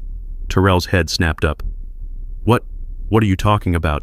It's over. It's a family matter, an inheritance thing. You won. You took it all. This was never a meeting about an inheritance, Terrell, George said, his voice dropping, becoming the sharp, clinical voice of a prosecutor. This was a meeting to finalize the evidence against you. You seem to be under the impression that this ends here. It does not. It ends in a courtroom. Evidence for what? For what? George actually pulled a new yellow legal pad from his briefcase and clicked his pen. Let's list them, shall we? First, he said, conspiracy to commit felony elder fraud. You, your wife, and your in-laws conspired to deprive your parents of their legal property by making fraudulent claims of mental incompetence. He held up the stack of papers they had all signed. A charge to which you have all very helpfully just confessed to in writing, with witnesses. Terrell began to shake a visible tremor that started in his hands. No, we just thought... Second. George continued writing on the pad. Attempted wire and bank fraud, a federal offense. 3 months ago, you and Richard Preston personally petitioned the First National Trust Bank to gain control of the Coleman Trust's assets, making false claims about your father's mental state. The bank's security footage is excellent. The manager's testimony is even better. I was just worried about him, Terrell pleaded. Third, George went on, ignoring him. Forgery, attempting to access bank funds using what you believe to be your father's authority. And finally, my personal favorite, felony elder abuse. You intentionally and systematically inflicted profound emotional and mental distress on your parents, both citizens over the age of 65, for the explicit purpose of financial gain, in this state that carries a mandatory minimum prison sentence. The word hung in the air. Prison. Terrell's face went from pale to a sickly greenish white. He wasn't crying anymore. He looked like he was going to be sick. Jail, he whispered, his voice cracking. You're talking about jail. I'm talking about prison, Terrell. George said, his voice like ice. Men like Richard Preston, white-collar criminals, they get prison. But men like you who gamble away $750,000 and then try to defraud their elderly parents to cover it up, judges are not kind to men like you. Terrell's legs buckled and he collapsed back into the nearest chair. He didn't look at George. He didn't look at Diane. He turned his wide, terrified, pleading eyes to me. Dad, he choked out. Dad, please. You wouldn't. He stumbled out of the chair and fell to his knees in front of me. He grabbed the legs of my new suit. Dad, please, you wouldn't send your son to prison. You wouldn't do that. It was Heather. It was her parents. They put those ideas in my head. They told me it was normal. I was desperate. I love you, Dad. I've always loved you. Please don't do this. I looked down at the 38-year-old man sobbing at my feet. You love me, I repeated. The words felt like gravel in my mouth. You tried to have me declared insane and locked away in a nursing home, Terrell. Is that what love looks like to you?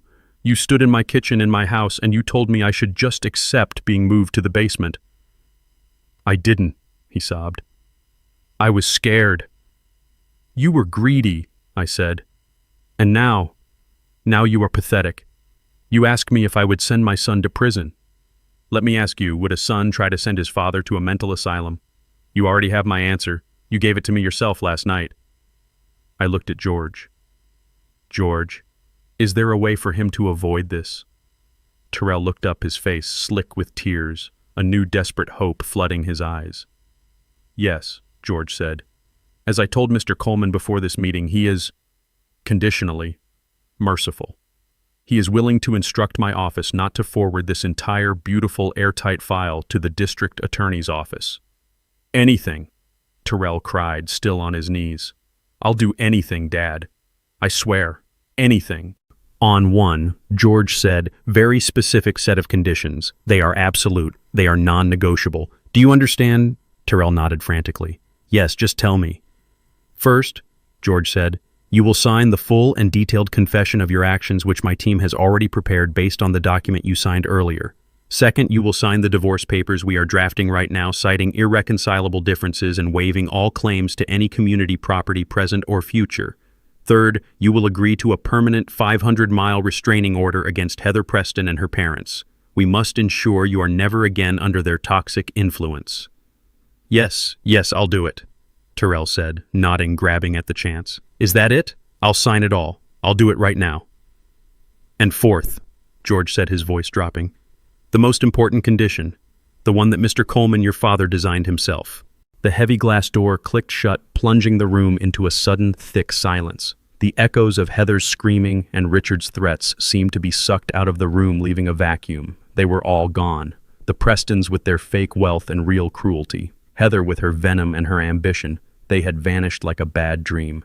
The only one left was Terrell. He hadn't left. He couldn't. He was a heap on the floor by the conference room door, a 38-year-old man in a rumpled suit sobbing into his hands.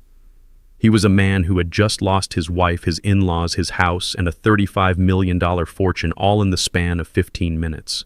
He was completely, utterly, and finally alone. Diane let out a long, shaky breath and sat down heavily in her chair.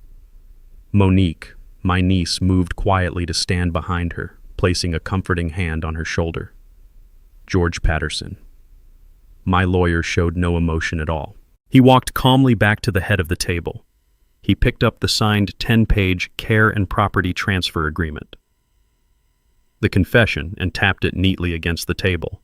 He placed it carefully into a new, unmarked folder. Terrell didn't move. He just knelt on the expensive rug, his shoulders shaking with these awful, gasping, choked sobs. They were the sounds of a child who finally understands far too late that he is in terrible, irreversible trouble. I wanted to feel something. Pity, anger, anything. But I just felt empty. I felt a vast, aching sadness for the boy I had raised and the man he had failed to become. I let him cry for a long, heavy minute. He needed to feel the absolute bottom of the pit he had dug for himself. Finally, George cleared his throat. "Mr. Coleman." Terrell flinched at the formal name. He slowly, painfully pushed himself up from the floor. His face was a wreck, red and swollen, his suit stained with his own tears. He looked at George, his eyes wild with terror. "Please," Terrell whispered. His voice was hoarse. Just let me go. I'll leave. I'll go to a motel. I won't bother you again. I have nothing. It's over." George Patterson stared at him, his face impassive. "You are mistaken, Mr. Coleman. You still have a great many things." Terrell looked confused. "What?" "You have criminal liabilities," George stated. Terrell's head snapped up. What are you talking about? It's over. It's a family matter, an inheritance thing. You won. You took it all." "This was never a meeting about an inheritance, Terrell," George said, his voice dropping, becoming the sharp, clinical voice of a prosecutor. "This was a meeting to finalize the evidence against you. You seem to be under the impression that this ends here. It does not. It ends in a courtroom." "Evidence for what?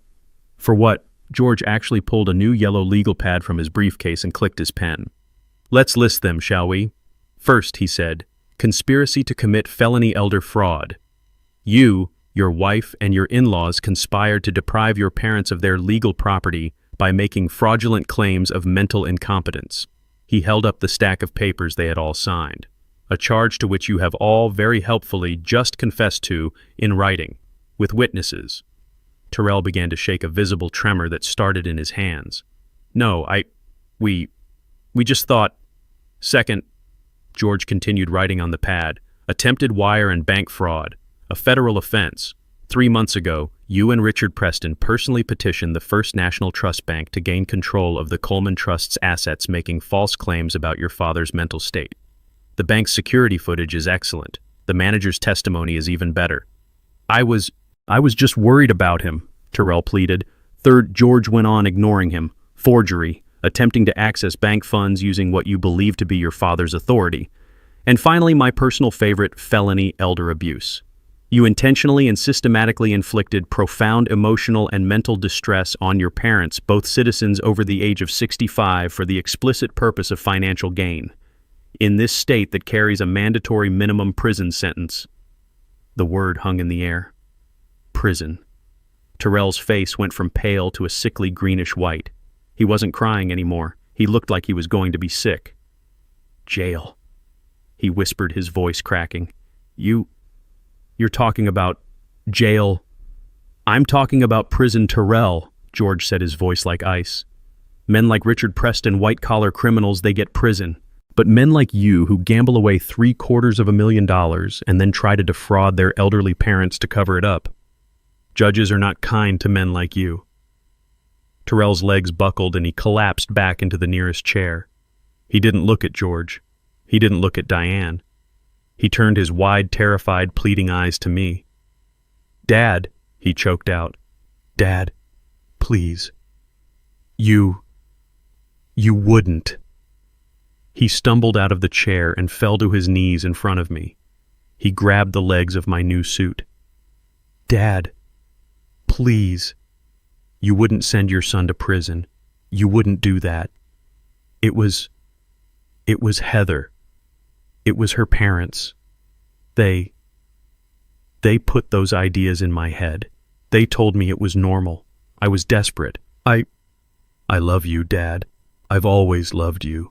Please don't do this." I looked down at the 38-year-old man sobbing at my feet. "You love me," I repeated. The words felt like gravel in my mouth. "You tried to have me declared insane and locked away in a nursing home, Terrell. Is that what love looks like to you? You stood in my kitchen in my house and you told me I should just accept being moved to the basement. I didn't," he sobbed. I was scared. You were greedy, I said. And now you are pathetic. You asked me if I would send my son to prison. Let me ask you, would a son try to send his father to a mental asylum? You already have my answer. You gave it to me yourself last night. I looked at George. George, is there a way for him to avoid this? Tyrell looked up, his face slick with tears, a new, desperate hope flooding his eyes. Yes, George said.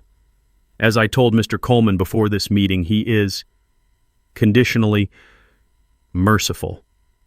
He is willing to instruct my office not to forward this entire beautiful airtight file to the district attorney's office. Anything, Tyrell cried, still on his knees. I'll do anything, Dad, I swear, anything. On one, George said, very specific set of conditions. They are absolute, they are non-negotiable. Do you understand? Tyrell nodded frantically. Yes, just tell me. First, George said, you will sign the full and detailed confession of your actions, which my team has already prepared based on the document you signed earlier. Second, you will sign the divorce papers we are drafting right now, citing irreconcilable differences and waiving all claims to any community property present or future. Third, you will agree to a permanent 500-mile restraining order against Heather Preston and her parents. We must ensure you are never again under their toxic influence. Yes, I'll do it, Tyrell said, nodding, grabbing at the chance. Is that it? I'll sign it all. I'll do it right now. And fourth, George said, his voice dropping, the most important condition, the one that Mr. Coleman, your father, designed himself. Tyrell was still on his knees, looking up at George, waiting for the final blow. He was a cornered animal ready for anything. But before George could speak, Diane held up her hand. Wait, George, just wait. She had been silent, a ghost in the room, absorbing every awful revelation. Now she stood up from her chair. She walked past me, past Monique, and stood over her son. I expected to see her usual softness. I expected tears. But her face was hard. It was the face of a mother who had been betrayed to her very core. Before we talk about conditions, she said, her voice shaking but clear, I need to know one thing. Tyrell looked up at her, his face a mess. Mom, anything. Why? She asked. It was the simplest question in the world and the most complicated. Just why we loved you, Tyrell. We gave you everything. We worked so hard. Your father, he built this legacy, this secret to protect you. And you tried to destroy him. You looked at us, your own parents, and you saw what a burden, an obstacle. What did we do? What did I do to make you hate us so much? This question was more devastating than any legal threat. This was his mother asking him how he had become a monster. Tyrell couldn't answer. He just broke. He buried his face in his hands, and his sobs echoed in the silent, expensive room. I don't hate you, he choked out, his voice muffled. I don't. I just... You just what? Diane demanded. What was more important than us? He looked up, and the truth, the ugly, pathetic truth, finally came pouring out of him. I was ashamed, he yelled, the words ripping from his throat. I was always ashamed. I frowned. Ashamed of what? We gave you a good home. We gave you an education. You don't get it, he cried, looking at me. You never got it. I grew up in that simple house, that humble house. I went to the state university while all my friends went to Yale and Harvard. You were an architect, Dad, but you drove a 10-year-old Honda and fixed your own roof. Mom, you were a homemaker, but you cut coupons and shopped at discount stores. You called it frugal. You called it valuing labor. He laughed that broken, terrible laugh again. You know what they called it, my friends? They called it poor. They called it cheap. So you were ashamed of us, I said. It wasn't a question. And then he continued, ignoring me. I met Heather and her family, Richard, Barbara. They had things. They didn't just have money, they had class. They talked about summers in the Hamptons, skiing in Gestad clubs that I didn't even know existed. They were better. They are criminals, Monique said, speaking for the first time. I didn't know that then, Tyrell screamed at her. I just knew they were everything I wasn't. I wanted to be one of them. I wanted Heather. And to get her, I had to lie. I told her you were old money. I told her you were eccentric, and that you were modest by choice, but that you were secretly loaded. He looked at me, a bitter irony in his eyes. Turns out, I wasn't even lying, was I? You were loaded. You just never told me. The lie just got bigger. He went on, his voice dropping to a whisper. I had to buy her the ring. I took out a loan. I had to take her on vacations we couldn't afford. I took out another loan. Then I had to keep up. The condo, the car, the dinners, and the betting. I thought I could make one big score. Just one. Pay it all off. Live the life I was pretending to have. But you didn't win, I said. I never won, he whispered. I just lost, and lost, and lost. So you came for us, Diane said, her voice flat. When your lies ran out, you came for us. Terrell nodded, his shoulders slumping in total defeat. Heather's parents were coming to town. They wanted to see the estate. They wanted to meet the eccentric parents. I was trapped. I knew the moment they saw the house, the moment they met you. The jig was up. They would see you just as you were. Simple. And you couldn't have that, I said. No, I couldn't. So the plan to declare me incompetent, it was Richard's idea, he said, grabbing at the excuse. He said it was a standard high net worth move, that it was estate planning to protect the assets from erratic decisions. I went along with it. I thought, if I could just get control of the money, I could fix everything before you even knew it was gone. And when that failed, I pressed. What was the plan last night, Terrell? He wouldn't look at me. He looked at the floor. Tell me. It was desperation, he mumbled. Heather and her parents. They said we had to take control, that you were an obstacle, a burden. They said if we moved in, took charge, showed you that we were the ones in control, you would just give up.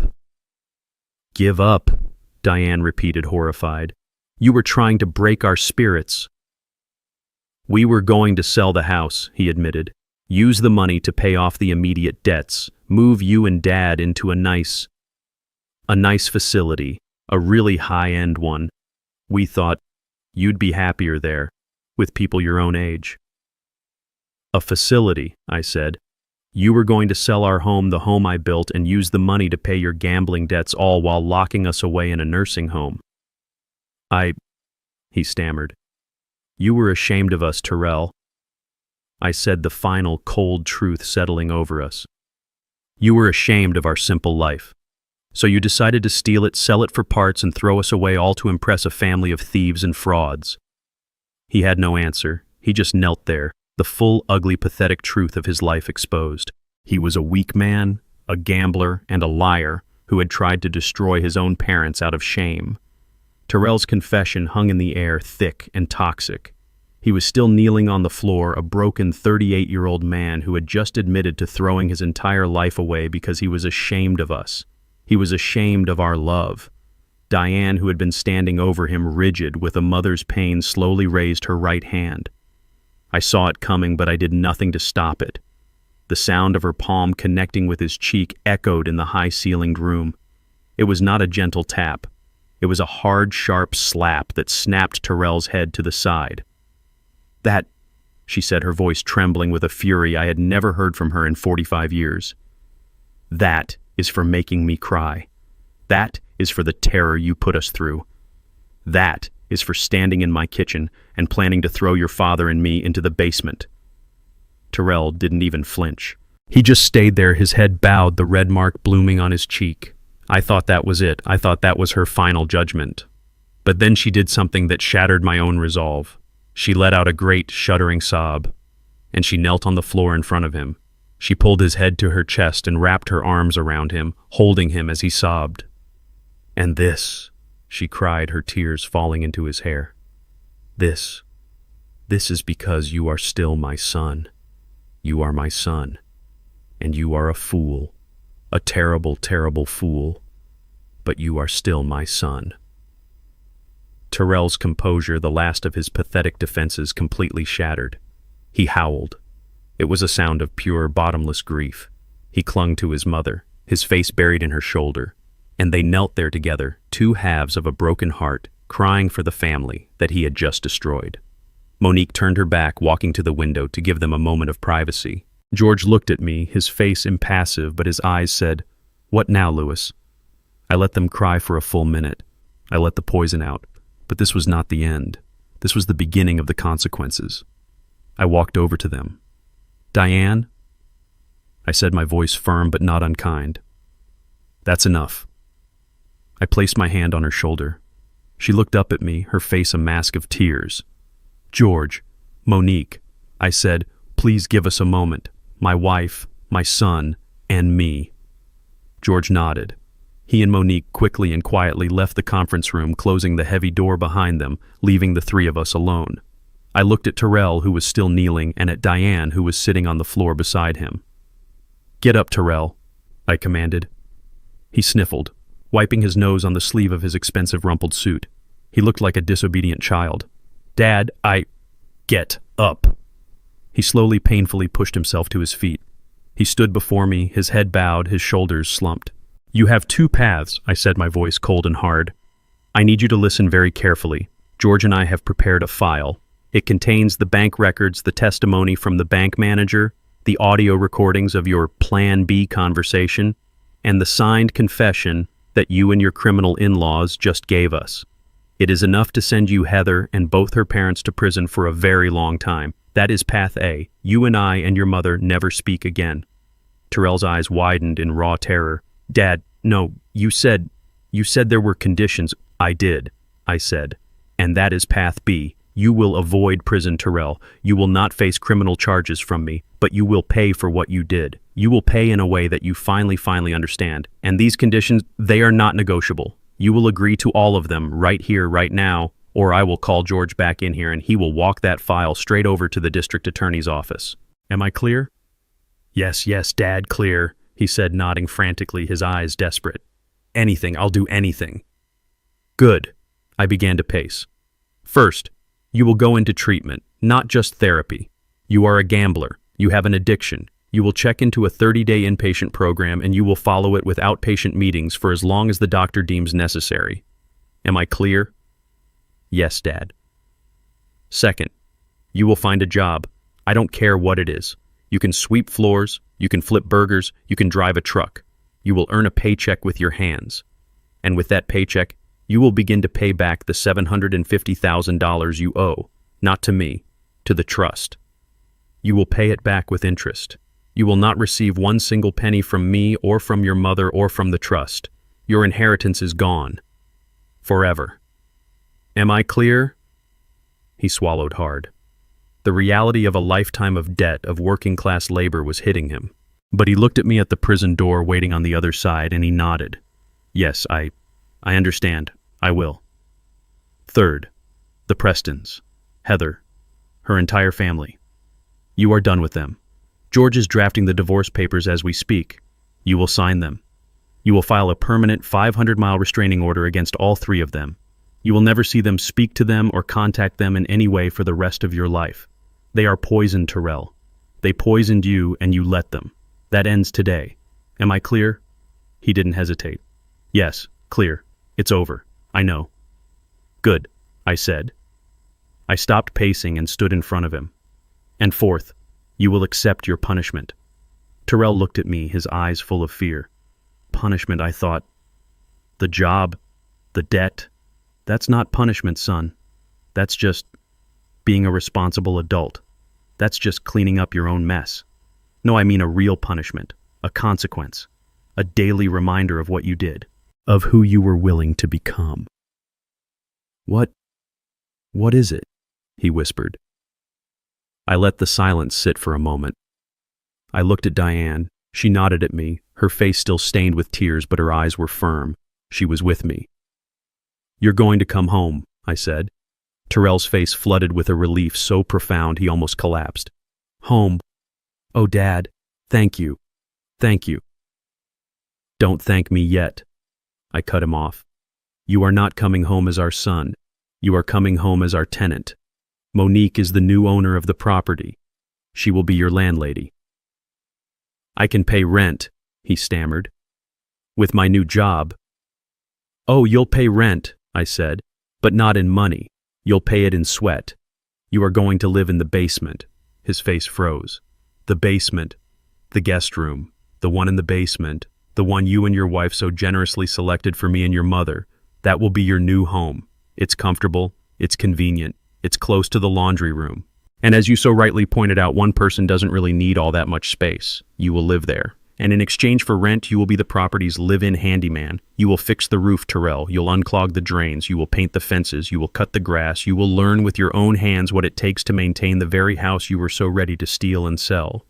You will do that every day until you have paid your debt not just to the trust, but to this family. Do you accept these conditions?"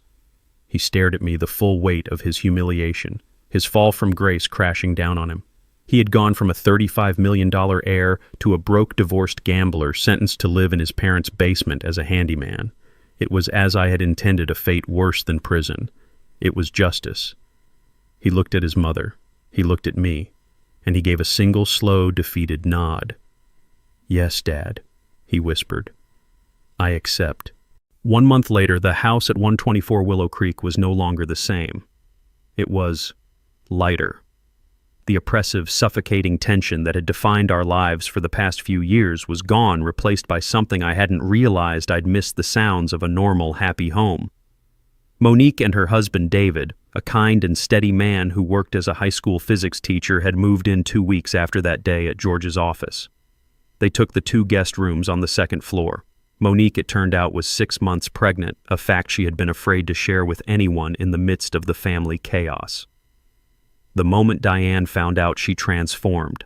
The haunted, betrayed woman who had walked out of George's office disappeared, and the mother I had married returned. Her grief over Terrell's betrayal was channeled into a new, fierce purpose, preparing for her grandnephew. The house, which had been silent for so long, was now filled with the sounds of Diane and Monique laughing in the kitchen, arguing over paint swatches for the nursery, and baking. God, I had missed the smell of Diane's baking. She hadn't baked for pleasure in years. Now the house constantly smelled of cinnamon, vanilla, and apple pie. Diane and I were back in our master bedroom, our sanctuary. Life was settling into a new rhythm, a better rhythm. Monique and David insisted on paying for groceries. David, it turned out, was a fantastic gardener and spent his weekends reclaiming the backyard from the weeds. We were a family, a different one than I had planned, but a real one. And then there was Terrell. Terrell lived in the basement. He had returned from the 30-day inpatient gambling addiction program just last week. He looked thin. The arrogance that had defined him for so long was gone, stripped away, leaving behind a hollow-eyed, quiet man I barely recognized. He had kept his word. He had gotten a job.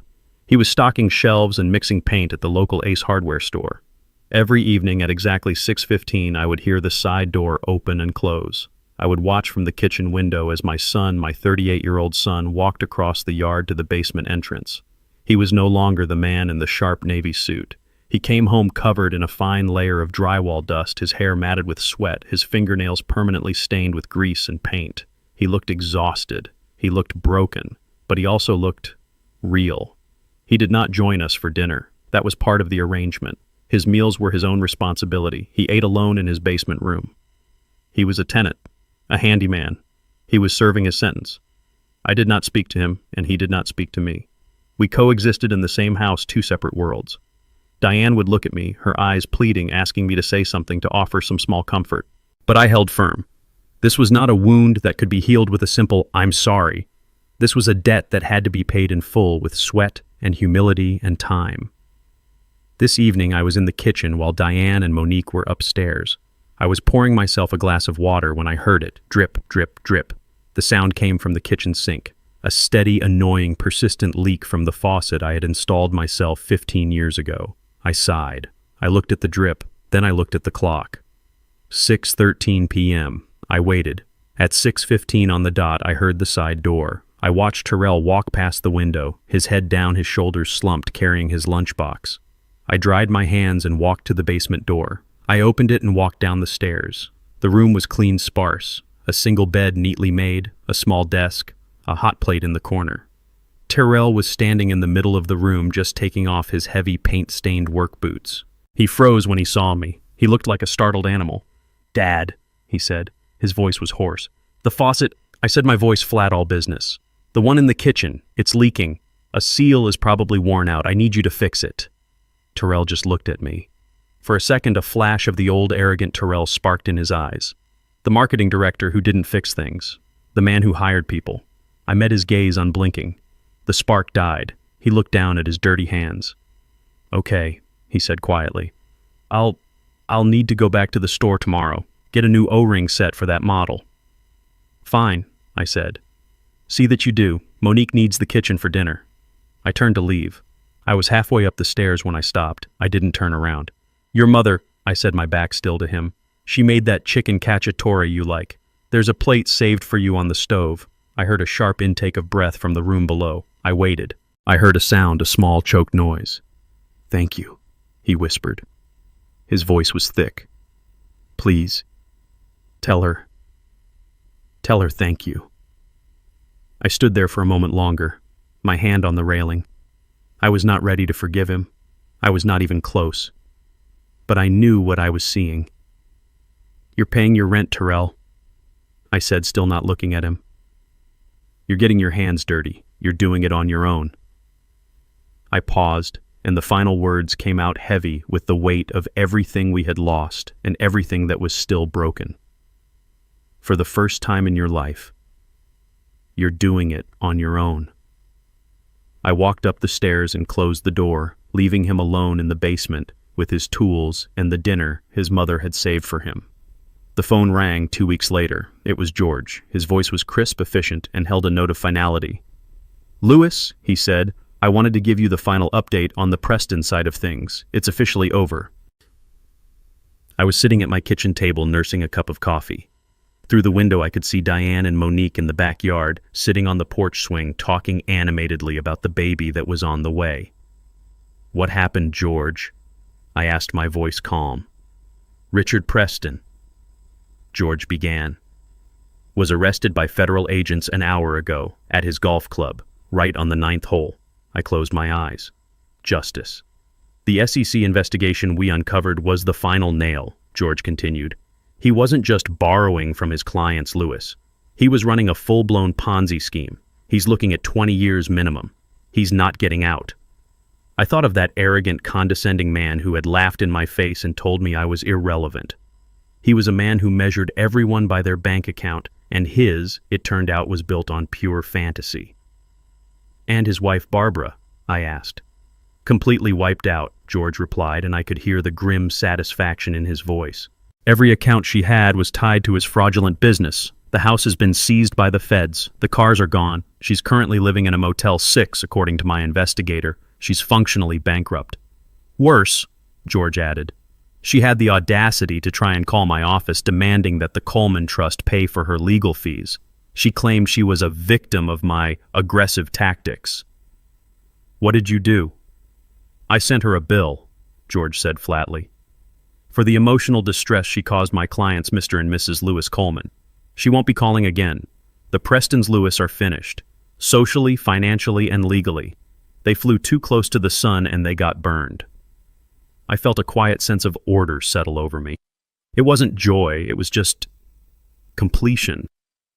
"And the daughter?" I asked. I couldn't bring myself to say her name. "Ah, yes, Heather. She's been busy," George said. "How so?" "She filed for divorce immediately, just as she had threatened. Her lawyer, a real shark from a downtown firm, filed a motion to seize all of Terrell's assets as emergency alimony. She was still convinced, even after everything, that the $35 million was hiding somewhere. She was convinced that we were just playing an elaborate game." "What happened?" I asked, though I could guess. George actually chuckled, a dry, humorless sound. "It was anticlimactic.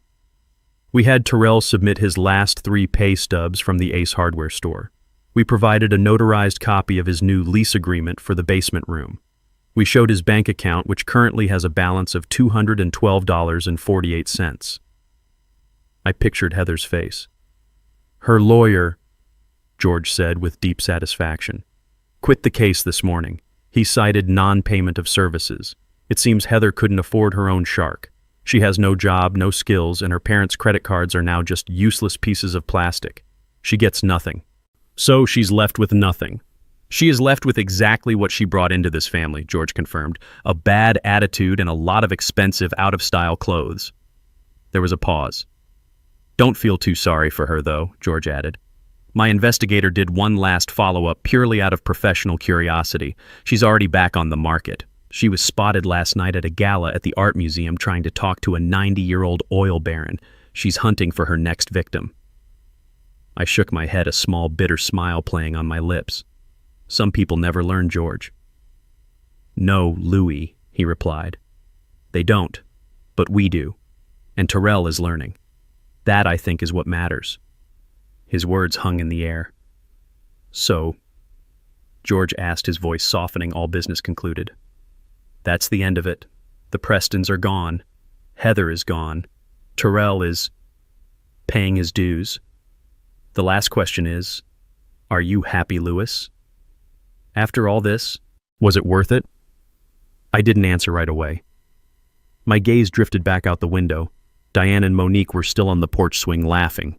In the yard, I could see David, Monique's husband, standing next to our old, stubborn riding lawnmower, and next to him was Terrell. He was covered in grease. His hands were black. He had the mower's engine cover open, and he and David were looking inside. David was pointing at something. Terrell listened. He nodded. He wasn't the slick marketing director. He wasn't the arrogant, defeated son. He was just a man learning how to fix something. He was learning how to do the work I had always done. I watched as Terrell finally pulled the starter cord. The engine sputtered, choked, and then roared to life. He got on the seat, put it in gear, and slowly, carefully cut the first straight line across the grass. I turned back to the phone. Happy is a complicated word, George, I said. I'm not happy that my son is a broken man. I'm not happy that I had to destroy his life in order to save it. But, George prompted gently, I said, my voice thick. I look out my window and I see my wife smiling for the first time in years. I see my niece, who is more of a daughter to me than my son ever was, safe and secure in my home. I hear laughter here again. I watch Terrell make another pass on the mower, his face set in concentration. And I see a man out there on the lawn. I finished.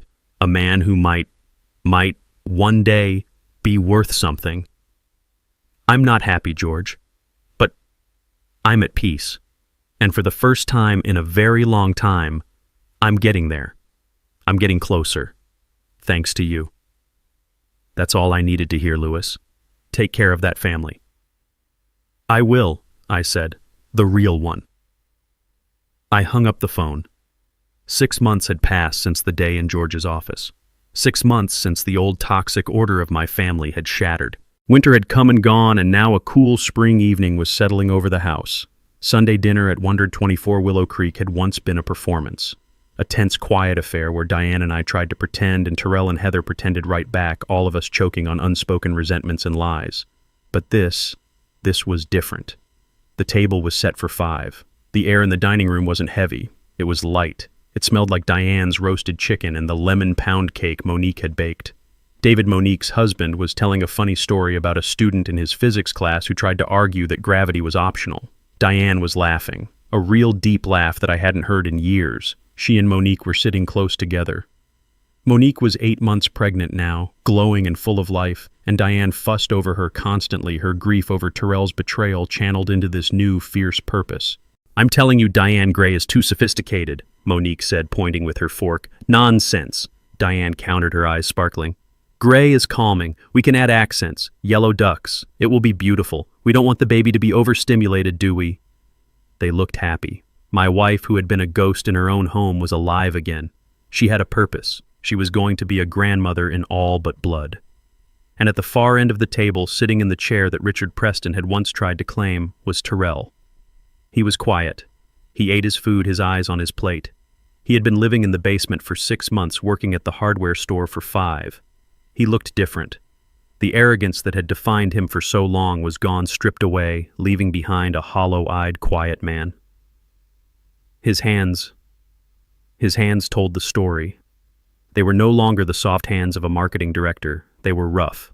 The knuckles were calloused, the fingernails clean but permanently stained around the edges. They were the hands of a man who worked. He didn't join us for dinner every night. But Sunday was becoming a tradition. It was Monique who had insisted. He's part of the household, Uncle Louis. He does the work. He should eat with the family. He listened. He didn't interrupt. He didn't boast. He didn't pretend. He was just there. "Terrell," David said, pulling him into the conversation. "That fix you did on the attic insulation, brilliant. Our room is 10 degrees warmer." Terrell looked up, surprised to be addressed. "Oh, it was just some fiberglass batting. The old stuff was compressed. I saw a draft by the north-facing eave." "Well, whatever it was," Monique smiled at him. "It worked. Thank you." Terrell just nodded, a slight flush rising on his neck. "You're welcome." He went back to his chicken. He wasn't the center of attention. He wasn't the heir apparent. He was just the man who lived in the basement, the man who fixed things. And for the first time, it seemed like that was enough.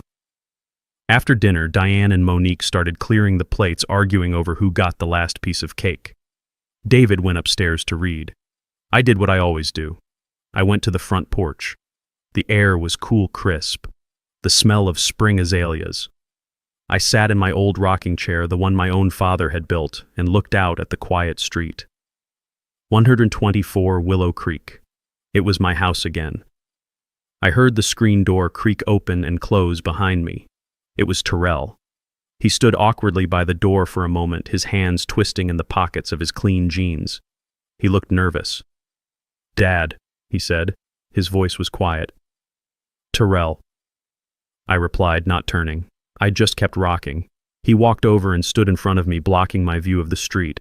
He looked smaller, not diminished, just human. Can I talk to you for a minute?" "I'm listening." He took a deep breath. His rough hands were shaking slightly as he pulled them from his pockets. In his right hand he held 2 envelopes. They were standard white business envelopes, slightly crumpled. This is the first one," he said, holding out the first envelope. It was thick. It's the rent for the basement room. I'm 2 days late. I'm sorry, my paycheck didn't clear until this afternoon." I looked at him. I looked at the envelope. His rent, as I had stipulated, was his labor, his work on the house. This was something else. "What is this?" I asked. "Monique and David, they're having a baby," he stammered, not meeting my eyes. "The work I do, it's fine for the house, but they need money. For diapers, for things. It's my paycheck from the hardware store, all of it. For this month. It's $512. Please, tell Monique it's for the baby." I held the envelope. $500. The man who gambled away $500,000 was now handing over his entire hard-earned paycheck. "All right," I said, placing it on the small table beside me. "I'll give it to her." "And," he said, his voice dropping. He held out the second envelope. This one was thin. This is the other thing." I took it. It was lighter. "It's not much," he said, his voice full of a shame that was different from before. This wasn't the shame of being poor. This was the shame of being a debtor. It's $100. It's all I could save after the rent. But it's the first one." I frowned. "The first what?"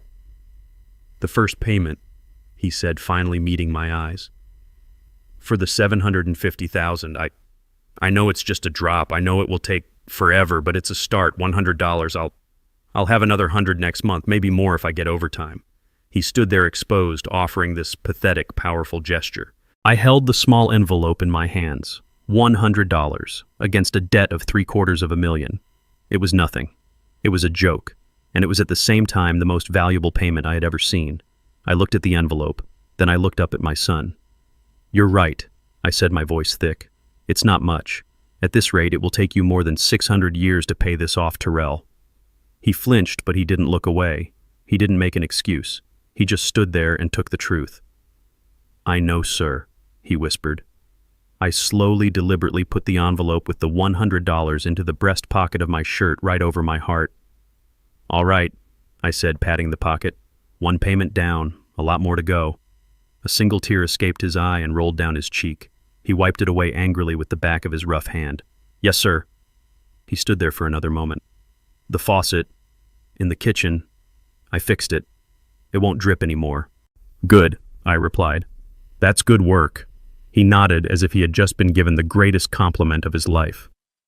"Good night, Dad." "Good night, son." He turned and walked back to the basement door, his shoulders straight. I sat there on the porch for a long time, rocking back and forth in my father's chair.